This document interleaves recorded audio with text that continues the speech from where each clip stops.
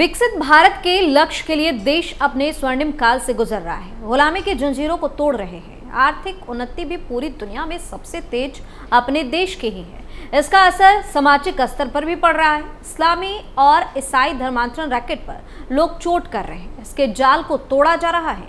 लालच में आकर जो सनातन भाई बंधु लोग इनके जाल में फंस गए थे, वो अब फिर से हिंदू बन रहे, अपनी जड़ों की ओर वापस लौट रहे हैं। जिस विदेशी फंडिंग के सहारे इस्लामी और ईसाई धर्मांतरण का जाल बिछाया जाता था, उस पर सरकार ने कड़ा प्रहार किया है। ऐसा नहीं है कि अभी कट्टर मजहबियों ने धर्मांतरण करना छोड़ दिया है, लेकिन अब चावल और दवाइयों के लालच में लोग कम फंस रहे हैं। जो फंस गए हैं वो भी आर्थिक उन्नति होने से अब ठगा हुआ महसूस कर रहे हैं। शायद यही वजह है कि लोग लगातार सनातन धर्म में वापसी कर रहे हैं। नमस्कार, आप देख रहे हैं कैपिटल टीवी उत्तर प्रदेश और मैं हूं आपके साथ दिव्या सिंह। इस खास प्रोग्राम पर्दाफाश में आपका स्वागत है। पर्दाफाश में बात होगी कट्टरपंथियों के आतंक की।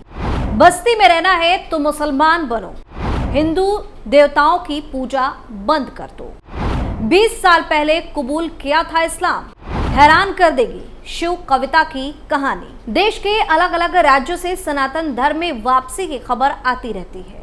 कई खबर तो ऐसी होती है जिसको देखकर लगता है कि मानो हम किसी फिल्म की कहानी पढ़ रहे हो, लेकिन ये फिल्म नहीं, हकीकत होती है। एक बार फिर से ऐसी खबर सामने आई जिसकी कहानी आपको हैरान कर देगी। दरअसल उत्तर प्रदेश के फतेहपुर के उजाड़े गांव में 20 साल पहले एक हिंदू जोड़े को धोखे से इस्लाम कबूल करवा दिया गया था। अब उस जोड़े ने हिंदू धर्म में वापसी कर ली है। पीड़ितों की पहचान शिव प्रसाद लोधी और कविता के रूप में हुई है। बताया जा रहा है कि इस दंपति को ग्राम के प्रधान मोहम्मद अमिल शेख ने सरकारी पहचान वाले दस्तावेज उपलब्ध कराने के बदले इस्लाम स्वीकारने का दबाव बनाया था। शेख ने हिंदू दंपति को कहा था कि मुस्लिम आबादी में जिंदा रहने के लिए यही एकमात्र तरीका है। दोनों की वाराणसी जिले के रहने वाले हैं, लेकिन रोजगार की तलाश में वो फतेहपुर के उजाड़े गांव आ गए। उस समय उनके पास कोई पहचान पत्र नहीं था। ऐसे में ग्राम प्रधान ने उनकी मजबूरी का फायदा उठा लिया। उन्हें इस्लाम में परिवर्तित करके उन्हें पहचान पत्र दिलाए। शिव का नाम बदलकर अब्दुल्ला रखा गया, जबकि कविता का नाम बदलकर फातिमा कर दिया गया। इस पहचान पत्र में इन दोनों के माता पिता के नाम भी फर्जी लिखवाए गए। इस घटना के संबंध में स्वराज्य पर प्रकाशित रिपोर्ट बताती है कि यूपी के वाराणसी में शिव और कविता का घर था, लेकिन बुरा समय आने पर उन्हें अपनी पैतृक संपत्ति बेचनी पड़ी। इसके बाद वो उजाड़े गांव आए। उस समय वह गर्भवती थी, लेकिन वहां उसका गर्भपात हो गया। आसपास की जो महिलाएं थी, उन्होंने समझाना शुरू कर दिया कि हिंदू देवी देवताओं को पूजने की वजह से ही ऐसा हुआ है, उसे दरगाह में दुआ करनी चाहिए। धीरे धीरे वो ग्राम प्रधान के संपर्क में आए। वहां उसे सूट सलवार पहनने को कहा गया और बिंदी लगाने से मना कर दिया गया। उसे भी गांव की अन्य महिलाओं की तरह घर में रहने को कहा गया। 2 साल बाद उनके पति शिव प्रसाद लोधी ने मोहम्मद अमिल शेख से उजाड़े गांव के बाहर एक प्लॉट खरीदा। सौदे के तहत 40,000 का भुगतान करने के बाद शिव को एहसास हुआ कि जमीन को अपने नाम पर पंजीकृत करने के लिए उन्हें सरकारी दस्तावेजों की जरूरत है। जब उन्होंने गांव के प्रधान से मदद मांगी तो मोहम्मद अमिल शेख ने इन्हें इस्लाम धर्म अपनाने के लिए कहा। असारिया मस्जिद में एक समारोह आयोजित किया गया, जिसमें शिव और कविता को कलमा पढ़ने को कहा गया। दोनों पति पत्नी मुस्लिम बने, लेकिन पड़ोसियों ने उन्हें तंग करना नहीं छोड़ा। उन्हें नमाज पढ़ने को कहा गया। रमजान के दौरान रोजा रखने को कहा जाने लगा। नवरात्रि के व्रत छोड़ने का दबाव बनाया गया। हिंदू त्योहार मनाने से रोक दिया गया। इतना ही नहीं, आमिल शेख ने शिव को खतना तक करने को कहा। हालांकि शिव इससे डर गए और उन्होंने घर का पंजीकरण तक अपने नाम पर नहीं कराया। आज भी वो घर आमिल शेख के नाम पर ही दर्ज है। खतना ना होने की वजह से ग्रामीणों ने शिव का बहिष्कार कर दिया। उन्हें मुंबई जाकर काम करना पड़ा। वहीं कविता उजाड़े गांव में रहने को मजबूर थी। 2023 में शिव प्रसाद को रामबल नाम के हिंदू संगठन के बारे में पता चला। उन्होंने अपने साथ हुई घटना के बारे में संगठन वालों को बताया और उसके बाद संगठन ने बिना देरी किए पुलिस को सूचना दी और गांव में शिव कविता के हिंदू धर्म में घर वापसी कराने के इंतजाम कराए। रिपोर्ट के अनुसार शिव कविता ने इसी साल इस्लाम त्याग कर हिंदू धर्म अपना लिया है।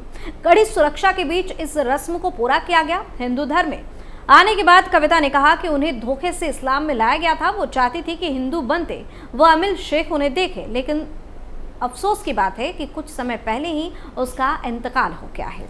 वहीं दिसंबर 2022 की बात है, उत्तर प्रदेश के मुजफ्फरनगर जनपद में तकरीबन दर्जन भर परिवार के 80 सदस्यों ने इस्लाम धर्म छोड़कर हिंदू धर्म में घर वापसी कर ली। दरअसल रामपुर जनपद निवासी धोबी समाज से दलित वर्ग के दर्जन भर परिवार के लगभग 80 सदस्यों को बगरा ब्लॉक स्थित योग साधना आश्रम के महाराज यशवी ने गंगा जल से शुद्धिकरण करवाई और सभी के गले में जनेऊ धारण कर गायत्री मंत्र उच्चारण करवाया। इस दौरान सभी लोगों से यज्ञ में आहुति जलवाकर इस्लाम धर्म से हिंदू धर्म में वापसी कराई गई। इस्लाम धर्म छोड़कर हिंदू धर्म में वापसी करने वाले रामपुर जनपद के निवासी इन लोगों ने आजम खान पर आरोप लगाते हुए कहा था कि 12 वर्ष पहले आजम खान ने जबरन हिंदू धर्म से उनका धर्म परिवर्तन कराकर मुस्लिम बनवा दिया था। आरोप भी था कि इसके बाद इन लोगों की जमीन जायदाद भी आजम खान के गुर्गों द्वारा हड़प ली गई, जिससे परेशान होकर 12 साल बाद इन सभी लोगों ने मुस्लिम धर्म छोड़कर हिंदू धर्म में घर वापसी की। इस दौरान इमराना से कविता बनी एक महिला ने बताया कि 12 साल पहले आजम खान के आदमियों ने हमारा धर्म परिवर्तन कराया था। उन्होंने हमारे साथ कुछ अच्छा नहीं किया, हम परेशान थे। आजम खान के दबाव में ही हमारा धर्म परिवर्तन कराया गया और हमें हिंदू से मुसलमान बनाया गया, जिसके बाद उन्होंने हमारी जमीन भी छीन ली थी। बहुत लोगों के साथ उन्होंने ऐसा ही किया। हरजाना ने सविता बनी महिला ने बताया कि पहले वह सविता ही थी, लेकिन आजम खान के दबाव में हम मुसलमान बन गए थे, हमारी जमीन जायदाद भी छीन ली गई। आजम खान की वजह से लाखों लोग परेशान हुए, जबरदस्ती हमें मुसलमान बनाया गया।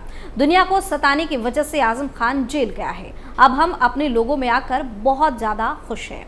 बता दें कि 2023 में बहुत सारे लोगों ने हिंदू धर्म में घर वापसी की है और वो बहुत ज्यादा खुश भी है। 29 दिसंबर 2023 को छत्तीसगढ़ के किलकिला धाम में भाजपा नेता और अखिल भारतीय घर वापसी प्रमुख प्रबल प्रताप सिंह जुदेव ने 8 परिवारों की सनातन में वापसी करवाई।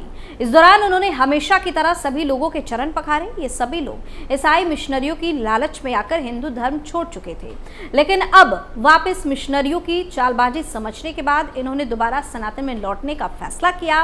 वह उत्तर प्रदेश के फतेहपुर जिले में परिजनों के विरोध के बावजूद एक मुस्लिम लड़की ने अपने हिंदू प्रेमी के साथ विवाह किया था।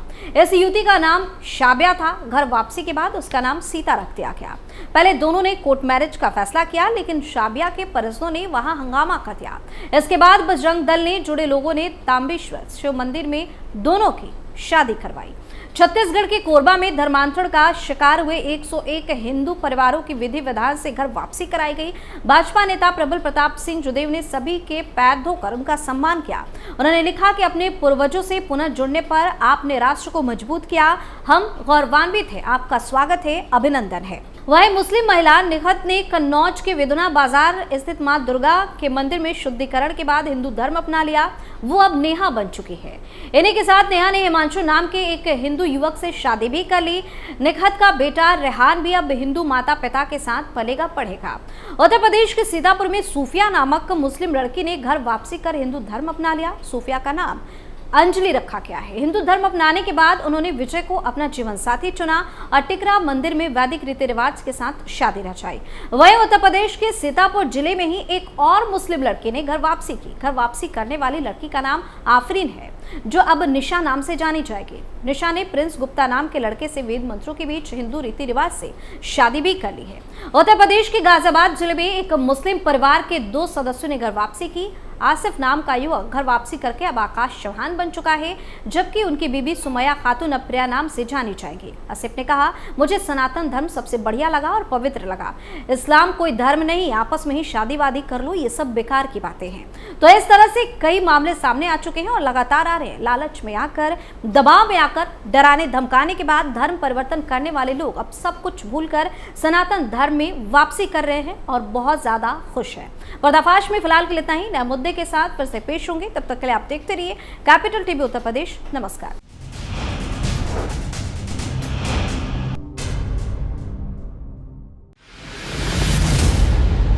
मैं राजनीति करता नहीं, पर राजनीति को बहुत गहरे तक समझता हूं। मैं लोगों के बीच रहता हूं, लोगों के मन को अच्छे से जानता हूं।